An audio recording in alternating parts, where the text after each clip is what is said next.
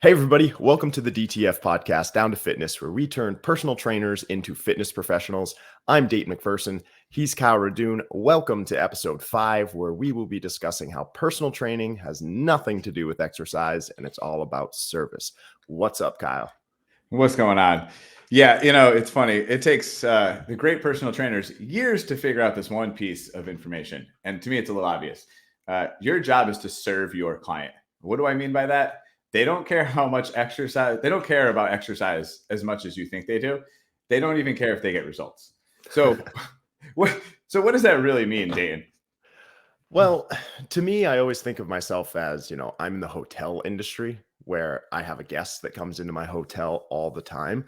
And notice that the personal trainer comes first and the trainer comes second, because you have to have these people really trust you, like you. You're providing a service each and every time that they walk through your doors. And from very, very often when I see people that I'm interviewing or even coaches in different companies and things like that, they only care about the exercise portion. They just want to train people and they kind of put all that other stuff to the wayside, which isn't always a good thing. I think I've said on previous episodes that I know that I'm not the best personal trainer in the world, but no one is going to be better at servicing my members and clients than I have, which is why I've always been able to build my book very quickly and honestly retain my book as well, which is probably, a later episode that we will discuss. I did want to give a quick story about some service that I have between my clients. I do have this one client who she will ask me, can you grab me my water for me when it's literally like right next to her? She will not get up off of the floor, even though she's fully capable, unless I help her up. Like she will ask me to pick up the weights for her, even if they're 1 pound. So I have to do all of this stuff, although she can do it to 100% capacity. And I just have it in my head, that's part of my job. Yeah, so you definitely cut out a little bit there. So if I kind of fill in the gaps. So I think you're saying, trainers, your clients on the ground, you got to help them up. You got to hand them everything. They end up kind of relying on you to get through their sessions successfully, right? When in reality, the funny thing is if we're really coaching them and making them functional people, we would make them get up off the floor. We would make them get their own weights. Most people that work out by themselves, we kind of have this notion that half the workout is getting the weights and putting them away. But then when we have our clients, we do every single thing for them. And the truth of the matter is if, would making them get the weights burn a couple extra calories? Sure. Would making them get up off the floor on their own, even though, they're fully capable, of course it would help them. But at the end of the day, it is a service, and you wouldn't pay $100 an hour at, like you mentioned, the hotel, Right. full service, and have them be like, "Oh, you're healthy and strong. You got your bags. That's I'll a great example. I'll That's guide awesome. you. I'll guide you to your room." Yeah. Because that's is at the end of the day, we know you're capable. Our job isn't necessarily to make them have the hardest, most miserable hour. It's to teach them and coach them into proper progressions of their health and their fitness. So making them struggle to get up off the ground or go walk 10 feet to go get that dumbbell, you're just kind of being a dick. Go the extra mile, be the 5-star service, and give them that service. Is that I kind of missed a little bit of what we were saying, but now you're back. So Yeah. Sorry. Yes, that's exactly what I was saying. And, one thing that you and I really preach, especially when we were doing our workshops together, was being on stage and also being a rock star. And those are two things that you and I will say every single time that we ever do a workshop or in conversation with somebody. So I know that you really preach about being on stage. Did you kind of want to talk about that a little bit and let everybody know what we mean when we say be on stage? Yeah, for sure. So, if you think about that rock star mentality, we are always on stage in a gym. Unless you work in a private studio where you and your client are by yourselves in the building, the truth is you're probably in a gym where there's thousands of members and they are always watching what the trainers do. Most people in a Gen Pop gym have no clue what exercise is. So while they sit on the treadmill, actually, let me back up. If you go into any gym, the cardio area is always overlooking the fitness floor. Yep. Why is that? Because we set up gyms so that the people that don't know what they're doing, they're the treadmill walkers, have to watch all the personal trainers teach exercise. Hmm. So the treadmill people are sitting there watching the trainers. Now everything you do is on stage. And I think I've mentioned this story in the past, but I've seen trainers put their client in a plank and be like, all right, 60 seconds, go, and then pull their phone out and make it look like they're on the timer. But really, they're checking a text message, answering a text message. And no, your client is sitting there on the ground. They don't know any of the wiser, but you just showed off to, a couple hundred people in the gym that Yep. you weren't really engaged in your client. You were sitting there text messaging behind their back, which is almost worse. Like, I'd rather you look your client in the eye and be like, I'm sending a text message fast. Right. Right. So like, you do that behind your back and kind of that integrity goes out the window. Now the whole gym just watched you do that. So when I say, to be on stage, there's two meanings behind that. One is your potential future clients are watching you. So show them that you're the right trainer for them and use your current client as your example. So, that's one of the biggest things for me is, your prospective clients, knowing, letting them see how good you are and what you're capable of doing. So, yeah. So the other thing that I'll mention too about being on stage is, you're on stage for prospects, but I think something that a lot of people don't think about is you have to be on stage for also your fellow coaches, especially if you're a fitness leader, director, manager, like what you want your employees and team to do and what you want to represent as your company or your gym, like you have to enlist all of those things as well. Like if you don't want them, being on their phone, you can't be on your phone, or they will just follow in your footsteps. If you don't wear your uniform, if you come in with a hat on or something like that, like, and trust me, I always wear a hat, but I'm never going to wear one in the gym. Like, that's just what I want everybody else to see, because I want to be the biggest rock star in the world. So I want people to know who I am. I want people to know how awesome that I am and how personable I am. That's what's going to get me clients, not that I have 14 different letters after my name. Like, how many times do we see business cards that have, Alphabet soup. CPT, bleep, bleep, bleep, ba, ba, ba, do, do, do, do. No one cares about those letters. Okay. Like, they care about the person that's in front of them, not what's on your business card and how many certs that you have, because I have one certification. That's it.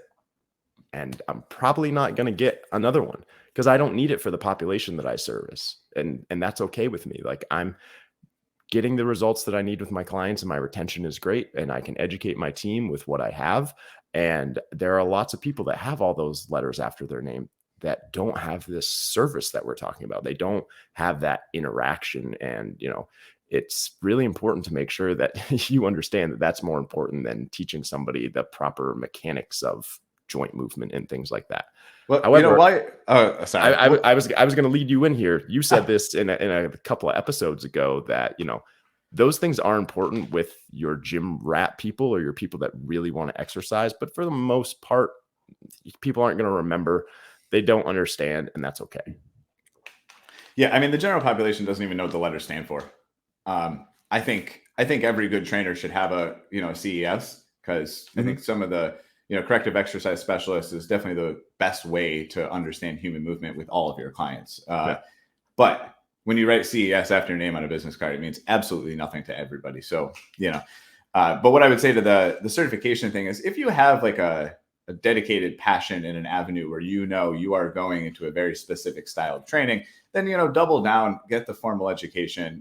Athletes, performance, they kind of require a little more specialty there. But at the end of the day, it's all experience. So if I'm looking at, and I don't know if this is true for you, but if I'm looking at my 10 years of personal training experience, all of my certifications came in the first 3 to 4 years. Yep. I have not taken money out of my pocket and given it to like an ACE or a NASM for any extra credits. I've let my CPT expire. I am no longer a certified personal trainer by ACE because at this point in my career, I've done it all. I've got all the certs. I've got the 10 years experience. My growth as a career professional now is going online and choosing what I want to read about, research, reading studies. I spend more time in PubMed than I ever would spend in a NACE or an ASM type education body, right? Yeah. Yep. And I know that we have said this before too about those tenured trainers that we've seen and the service that they've provided, and they can't train worth a damn. Like some of them are, I'm gonna feel bad saying this, not good personal trainers. They just do like crazy stuff like half kneeling kettlebell, Bosu, root to do's, and their clients don't know the difference.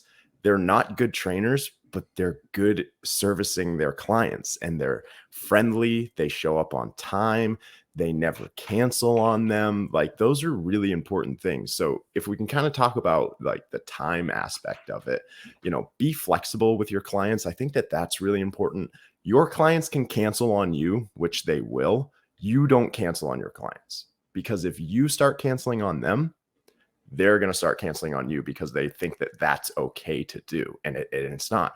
You got to remember, most coaches only make money when the person is standing in front of them. So if you put forth that that's okay, that they can cancel, because I mean, you're doing it too, they're just not going to come anymore. They want to have that consistency in their program. And if you're canceling on them like every other Monday of the month, like they're not going to stay consistent with you. That's not service. Think about going and getting your hair cut. And I know Kyle doesn't have much going on, but if you were going to get your hair cut and you were always canceling, or your barber was canceling on you, then you two wouldn't work together anymore. You go find Find a somebody new else. barber. Right. Exactly. Yeah. So that's really important, is just be flexible with your people, be consistent with them coming in, and keep them coming back too. You're going to get lots of communication from your clients too. I think it's important, if a client ever sends you an email, try to get back to them within, at least 24 hours. And a text should be within the same day. I do have a nice rule that I have, and I'm not sure that we've talked about this before, my Dayton 7 to 7 rule. All right. Love it. My favorite rule. So my 7 to 7 rule is, and I think I stole this from Matt, right? Yeah. Oh yeah. So the hours between 7 a.m. and 7 p.m. are when my clients can communicate with me through text. You can email me whenever. Calling is still between 7 and 7. If you send me a message outside of that window, I will not respond to you, and I'll never respond to you. Some of my clients may message me, and then the next day they'll be like, "Did you get my text?" And I'll say no, even though it came up. Like I'm gonna be like, "No, it was outside of my 7 to 7. I'm not responding to you." It's like I do have a couple of rules, and that one's my favorite, just for my own sanity, because there have been times that I've taken work to that next level, especially early on in my career, which was probably a good thing. But now I can have those rules set in place where we understand, yeah, I am your trainer and I want to help you through your fitness journey, like always, but I need a couple of ways that I can relax too. So that's one of my big ones there. Yeah, no, I really like that one, because I think at the end of the day, everything we're talking about today as far as service industry is professionalism. And I think you can pretty much sum up all these things as professionalism. So, the first thing we're talking about, okay, always being there for your clients, being there to support them, that doesn't necessarily mean that you have to give up your personal life and kind of your mental sanity. So to kind of just back up a little bit on your 7 to 7 rule, the biggest reason for that is because clients will message you at 1 a.m. or 5 a.m. or on the weekends, and then kind of expect like you're their best friend to reply back in minutes, like you have nothing else to do. And so while we sit here and say to the professionalism, respond to them, setting boundaries is professional. And I think that's something that, we kind of overlook, is like, you set the boundaries and said, listen, I will be here to support you Monday through Friday, 7 a.m. to 7 p.m. If it's an emergency, it's a different conversation maybe, but really at the end, and honestly, your client shouldn't have an emergency that you need to be there for at Sunday on a 1:30 in the afternoon, but whatever. Right. So just having those boundaries, now you get someone that's like, oh, it's 8 o'clock at night. I'll wait till tomorrow morning to call you or send you that message. Because then you do something that's funny there. You kind of touched on it, but I don't know if it was super clear. If they text you at 7:01 p.m., you literally delete the message and pretend it never happened. So when they run into you at the gym the next day, you're like, I didn't get a text message. Yeah, I have no idea. Also, all of my clients are muted on my phone as well. Even 7 a.m. to 7 p.m. Just because like I will get to it when I can. Like, our jobs are a little bit different being leaders. I'm in meetings, I'm on calls, I'm on the road to another center. It's like I promise you that I will get to it and I'll see that it's there, but my phone won't ding when you send me a message, and I'll get back to you. I promise I will. I'll be attentive and everything like that, which is good. And you hit on it too. And what you were saying, kind of, I think that I try to do is like my clients, even though that I love them, like I only train very, very minimally, like they're great people or else I wouldn't train them. They are not my friends. And I think that's important to understand. Like we are in a professional relationship. Yeah. Like clients will have a birthday. Of course, I'll send them a birthday message. Some people will get them gifts. Your clients probably will get you birthday gifts, Christmas gifts, all that good stuff. That's awesome. I appreciate that. I never expect that type of stuff. You're going to have better relationships with some of your clients than other people. And that's really important. These individuals are not our friends. Yes, you're going to love your clients. They're going to get you birthday gifts and Christmas gifts. And, they might get you gifts when you have kids and stuff like that. Like that is all fine and great. And I'm okay with that. But once you start to get past that, like we're friendly, we go out to dinner, we do this. And it's like, it's tough to get back into the gym. It's like, oh, this person's paying me now. And I've got to like be professional around them. Like it's just something that's very touchy, and not that you can't have that relationship with people. It's just something to always have in the back of your mind. Absolutely. So there's something else that you had said a little bit earlier, and I didn't want to interrupt you, but you mentioned, our jobs are about being consistent. So that whole showing up for your clients, the scheduling, always being there, never canceling. You kept mentioning consistency. And I think it's so important that when we're providing this service, how do we get our clients the results? We said that they're not really looking for the results. They're looking for the relationship. They're looking to have that accountability, which all really just means consistency. Mm-hmm. And we know if they're consistent, they will get some results. Maybe they don't lose the 30 pounds in 30 days like they had originally came in to see you for. But if they come into the gym every single day, even if they stop, or they keep eating pizza every single day, they started working out with you 2 times a week more than had you not worked out at all. So, and I think of a trainer that I worked with had a client that, they set their caloric intake. They were tracking. It should say on paper that this woman should have been losing like 2-3 pounds a week. She's eating 1,500 calories and she's working out every single day. And she kept coming in and being like, the scale's not going down, scale's not going down. Blame the trainer. And the trainer's coming to me like, how do I have this conversation with the fact that like they're clearly like lying about their calories? They're blaming me for not having the weight loss. And it's like, listen, if they're doing everything that they're supposed to be doing, they would be seeing the results. But this trainer got upset and kind of went back at them and was like, listen, you're not doing what you're supposed to be doing. You're not following the plan. You're not, you're lying about the calories. You're still eating cake before bed. What happened? This client, what do you think the client did? They fired the trainer. Yeah, left. Exactly. Now, 6 months later, 12 months later, if I could call this woman and find out where she's at, is she better or worse than she was when she met that trainer? Worse.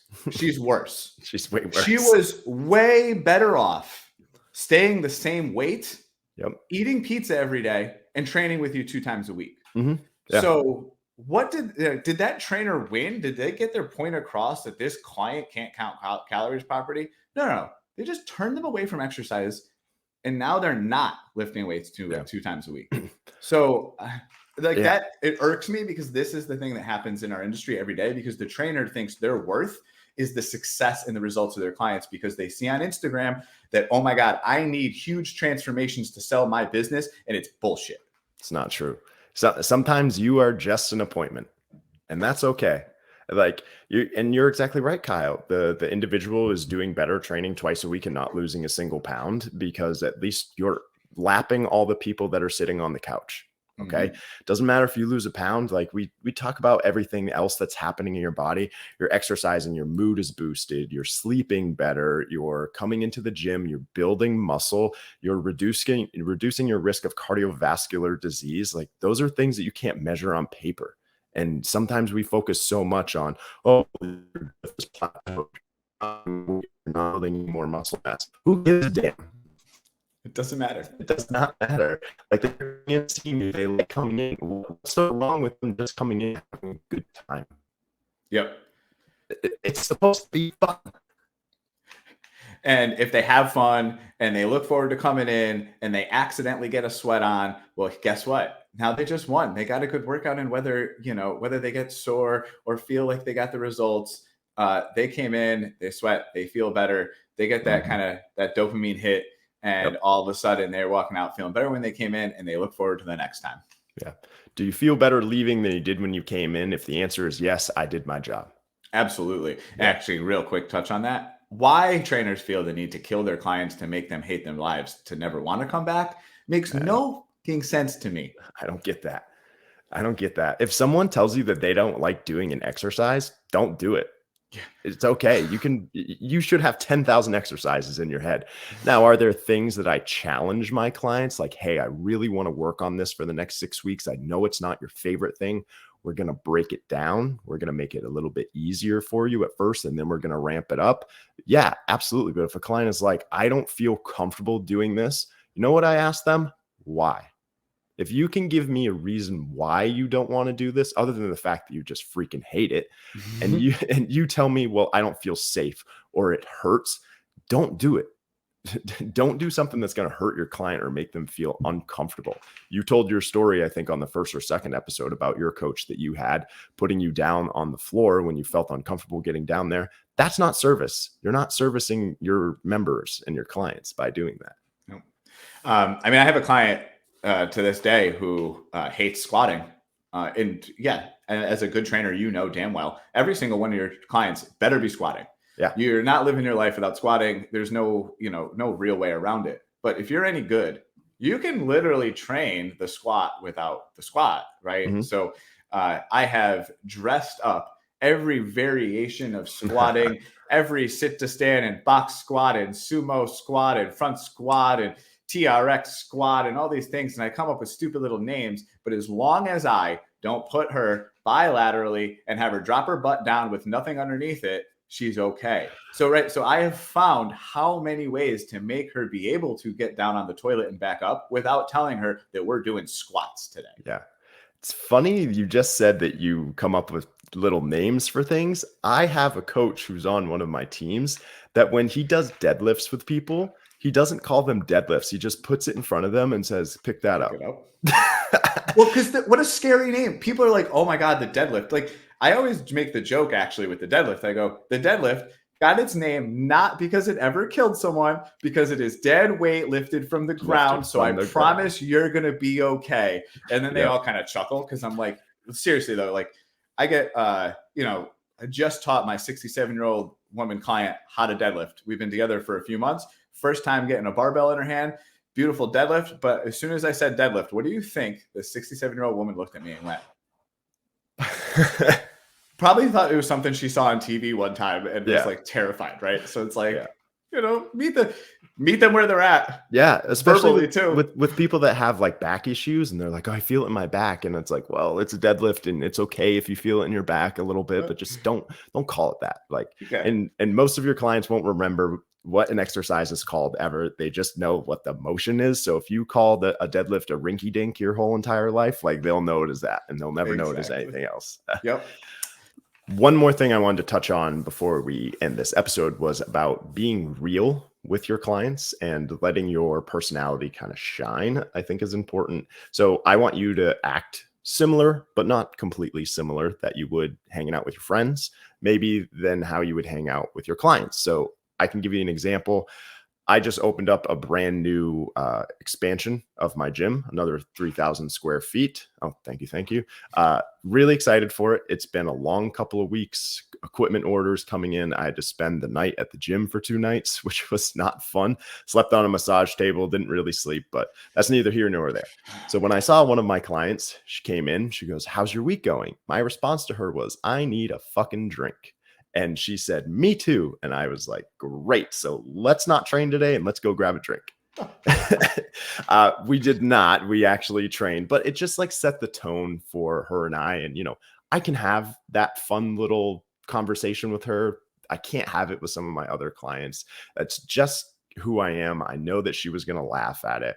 I want to come off as being fun and energetic and being like a release in your life. I don't want you to be more stressful when you come in here. I want you to have fun with me because I want to have fun with you. I don't just want to make this so boring and educational, going through the same motions that we always do. I want to have a good time. I've been there for 12 hours in the gym. I want to have some fun with some people. So, just those little tiny things that you can interact with your clients with, you should. Knowing your clients' partners' names are important to me. Knowing their kids' names, what they do for sports, where they go to school. You should probably know what your clients do for work if they're still working. Share some of your life with them that you feel comfortable, and open up a little bit, because we know that personal training sessions are very often therapy sessions. So the more that you know about this person, the more that they'll enjoy coming in and kind of sharing with you how their week was, what they did with their kids. And that is really, really the service part of it. Like, get to know these people so that they feel comfortable with you. And the more comfortable that they are, the more they're going to keep coming back. And there's retention 101 for the future Yeah. episodes. Yeah, absolutely. Well, that was well said. I think we can end it off there. Thank you, Cool. Dayton. Yeah. Thank you, everybody, for listening. I really enjoyed this one because I think it's something that, as a community of, not only gym owners, but team members, everybody out there, that this is an important topic to talk about. And that, just be personal with people, provide them with a service, and they will keep coming back to you as long as you're that big rock star. I promise. Be a rock star. You're a rock See star, ya. baby.